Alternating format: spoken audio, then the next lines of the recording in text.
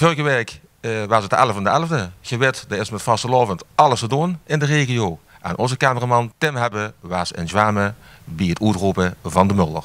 Hier is terug de nieuwe Mulder, Mulder Joop Teels.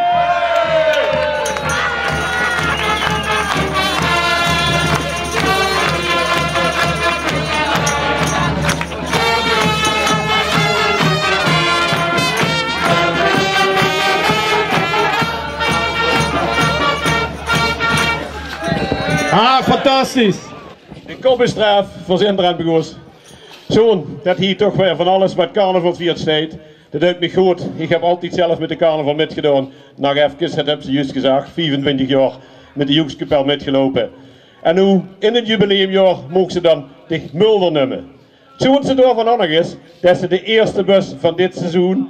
En dat is toen ook als enigste van al die andere verenigingen die rond de Megeer staan, een eigen gans seizoen hebben. Want al die anderen hebben een gebroken seizoen. Je moest toch maar de hele zomer weer wachten, wat moeten we met de rest doen.